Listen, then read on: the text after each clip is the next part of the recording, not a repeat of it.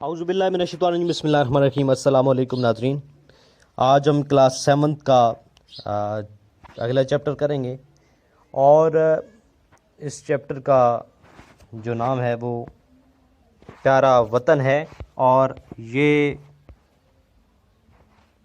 جو ہے وہ لکھا ہے اختر شیرانی نے۔ اس کی ایکسرسائز حل کریں گے۔ آگے بڑھنے سے پہلے آپ سے ریکویسٹ ہے، جنہوں نے ابھی تک چینل کو سبسکرائب نہیں کیا سبسکرائب کر لیں، لائک کریں اور کمنٹ ضرور کیا کریں، اور بیل آئیکن کو ضرور پریس کیجیے گا تاکہ آنے والی ویڈیوز آپ کو بر وقت ملتی رہیں۔ سب سے پہلا جو سوال ہے کہ جان سے پیارا ہونے کا کیا مطلب ہے؟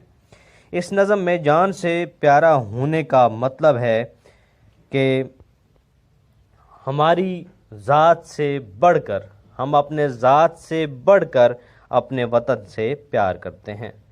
شاعر نے جنت کا ٹکڑا کسے کہا ہے؟ شاعر نے جنت کو ٹکڑا اپنے وطن کو کہا ہے۔ ہمارے وطن کے جنگل اور باغات کیسے ہیں؟ تو ہمارے وطن کے جنگل سرسبز لہکتے ہوئے ہیں اور باغ مہکتے ہوئے منظر پیش کرتے ہیں۔ اس کے بعد ہے گھٹاؤں کے رنگ لانے کے کیا معنی ہیں؟ یہاں پہ آپ شعر دیکھیں کہ بہاریں ہیں باغوں میں چھائی ہوئی، گھٹائیں ہیں کیا رنگ لائی ہوئی۔ ٹھیک ہے جی، اوپر بہاروں کا، باغ میں بہاروں کا ذکر ہے، اور گھٹائیں، گھٹا اصل میں تو جو بادل بادل جو کالے بادل چھا جاتے ہیں، گھٹا ہوتی ہے، اس کے بعد بارش آتی ہے۔ ٹھیک ہے، تو یہاں پہ جو گھٹا ہے مراد یعنی اس کو جو ہے وہ بارش برسنا، بادلوں کا اکٹھا ہونا، گھٹائیں، ایک یہاں پہ ایک ماحول کی بات ہو رہی ہے۔ ٹھیک ہے، کہ ماحول کس طرح کا ہے۔ اس کے بعد ہے الفاظ کا چناؤ ہے، جو ایم سی کیوز ہیں۔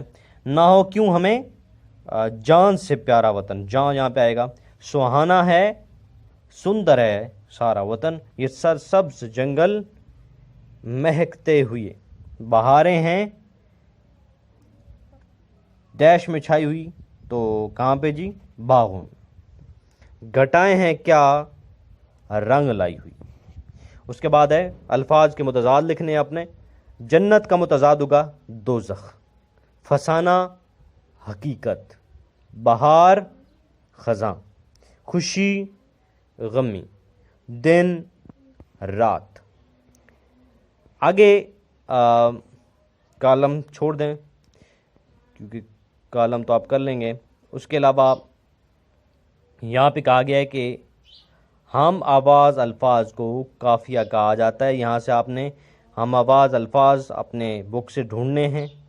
ٹھیک ہے جی، اور اس کو، اور شعروں کے آخر میں وطن کا لفظ بار بار دہرایا گیا، ہو بہو دہرائے جانے والے لفظ یا الفاظ کو ردیف کہا جاتا ہے۔ یہاں پہ دو کہ قافیہ کسے کہا جاتا ہے اور ردیف کسے کہا جاتا ہے۔ قافیہ وہ ہوتا ہے جو ہم آواز الفاظ ہوتے ہیں، جس طرح اس آپ کی نظم کے اندر پیارا، ہمارا، سارا، یہ ایک جیسی آواز دے رہے تو اسے قافیہ کہیں گے۔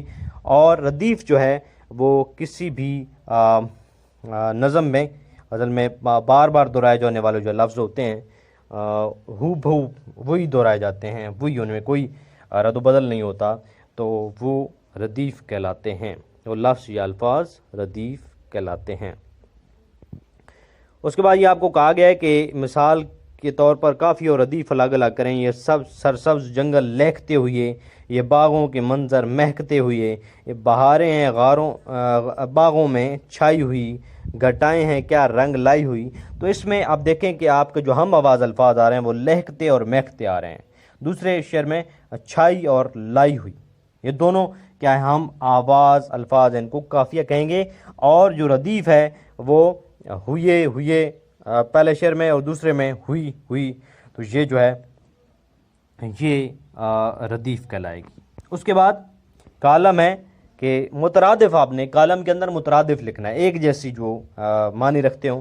جنت کا یہاں پہ بہشت آئے گا، سبز ہرا سندر خوبصورت، باغ چمن، گیت کا یہاں پہ نغمہ آئے گا، دن روز، رات شب۔ تو یہ تھا جی آپ کا چیپٹر جو نظم تھی پیارا وطن۔